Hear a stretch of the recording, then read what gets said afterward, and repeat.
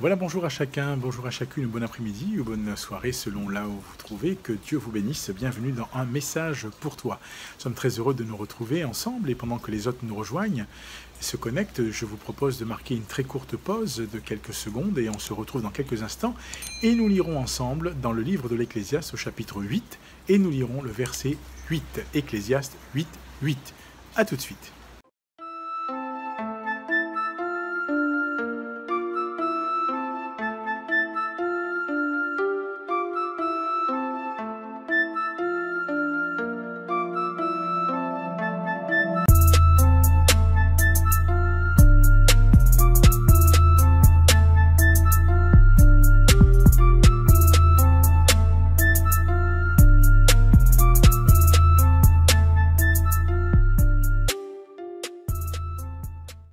Nous poursuivons notre partage de ce jour et nous souhaitons la bienvenue maintenant à tous ceux qui nous ont rejoints, qui se sont connectés entre-temps. Que le Seigneur vous bénisse, que Dieu vous accorde toute sa grâce.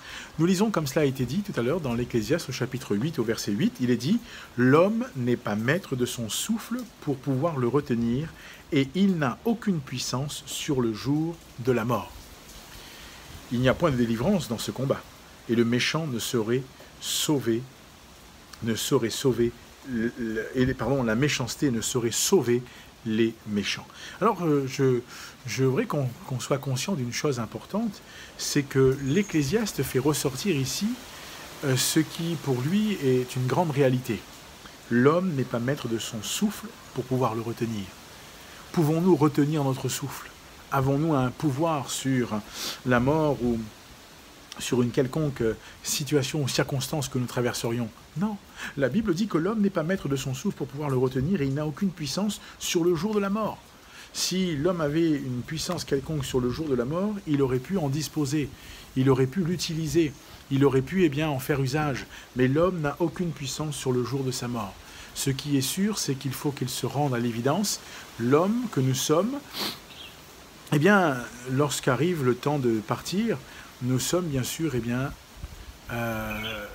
non plus maîtres, mais nous sommes de ceux qui n'ont pas de pouvoir sur cela. Et c'est la raison pour laquelle il est dit qu'il n'y a point de délivrance dans ce combat et la méchanceté ne saurait sauver les méchants. Celui qui s'enfonce dans la méchanceté ne peut pas, entre guillemets, pouvoir venir en aide à ceux qui, là encore, sont semblables à lui. Celui, qui persévère dans une voie qui est opposée à celle que Dieu veut, ne peut pas être vainqueur dans ce combat. Mais celui qui fait confiance à Dieu, celui qui s'appuie sur Dieu, celui qui dépend de Dieu, celui qui garde ses regards fixés sur Dieu, et celui qui, dans ce genre de combat, en ressort vainqueur et plus que vainqueur. Et j'aimerais que nous soyons encouragés. Ce que Dieu veut pour ta vie, ce que Dieu veut pour ma vie, c'est que nous puissions être de ceux et celles qui nous abandonnions entre ses mains. Nous n'avons pas de pouvoir, l'homme n'est pas maître de son souffle pour le retenir. L'homme, n'a pas de pouvoir, il n'a aucune puissance sur le jour de sa mort. Lorsque le temps de quitter cette terre arrive, nous partons. Notre corps retourne à la poussière, la Bible dit que l'âme et l'esprit retournent à Dieu. Mais pour celui qui s'est enfoncé dans la voie de la méchanceté, pour celui qui a refusé Dieu, pour celui qui a fermé son cœur à Dieu, pour celui qui s'est entêté à lutter contre Dieu, la Bible dit qu'il n'y a pas de délivrance dans ce combat. Ce qui nous encourage pour nous à persévérer dans notre volonté de nous soumettre à la grâce de Dieu, dans notre volonté de nous soumettre entre les mains de Dieu, dans notre volonté de nous abandonner entre les mains de celui qui a tout pouvoir, dans notre volonté de faire confiance à celui qui a tout pouvoir. La Bible dit, et Jésus dira, tout pouvoir m'a été donné dans le ciel et sur la terre, sous la terre. Alors oui, je voudrais t'encourager, toi qui peut-être nous écoutes, à considérer l'importance de soumettre ton cœur et ta volonté à ton Dieu. et de le laisser conduire ta vie envers et malgré tout, malgré les difficultés, malgré les soucis que tu peux rencontrer. Soumets ta vie à Jésus. Donne-lui un accès favorable.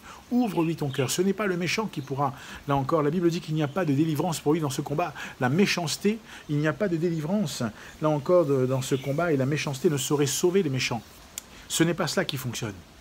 Si tu vois autour de toi tous ceux qui persévèrent, qui d'une manière exponentielle et graduelle, avancent dans leur méchanceté, garde-t'en. Mais toi, reste et demeure fidèlement attaché au Seigneur. Donne-lui toujours ton cœur. Laisse-le prendre les situations de ta vie entre ses mains et laisse-le agir. Parce que la Bible dit, il nous rappelle que nous n'avons aucun pouvoir. Mais Dieu, lui, il a tout pouvoir. Alors je me confie en lui et par conséquent, il a tout pouvoir dans ma vie et il sait se glorifier. Je t'encourage à mieux connaître ce Dieu-là et à faire un parcours de découverte avec la CMM, avec qui nous sommes en partenariat, d'une manière très, très, très simple et gratuite surtout, disons-le. Eh bien, vous pouvez scanner le QR code qui s'affiche ou recopier l'adresse qui, là encore, eh bien, apparaît. Et vous serez ramené sur une page intitulée « Un guide pour la vie ». Et je vous encourage à faire eh bien, le parcours, à découvrir Dieu, à asseoir votre foi et à laisser le Seigneur vous conduire. Et vous verrez que Dieu vous encouragera, oui, que le Seigneur vous bénisse, que Dieu vous accorde toute sa grâce. Je souhaite à chacun et à chacune une très bonne fin de matinée, d'après-midi ou de soirée. Peu importe là où vous êtes, mais que la bénédiction soit dans votre cœur, la bénédiction du Seigneur. Ecclésiaste 8, la Bible dit ceci, l'homme n'est pas maître de son souffle pour pouvoir le retenir, et il n'a aucune puissance sur le jour de sa mort. La parole de Dieu dit, il n'y a pas de délivrance dans ce combat et la méchanceté ne saurait sauver les méchants. Ce n'est pas la méchanceté, mais c'est l'amour de Dieu qui sauve les méchants, quels qu'ils soient.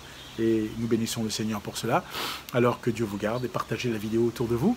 Je vous souhaite eh bien, le meilleur, que Dieu vous bénisse et je vous dis à bientôt pour un message pour toi.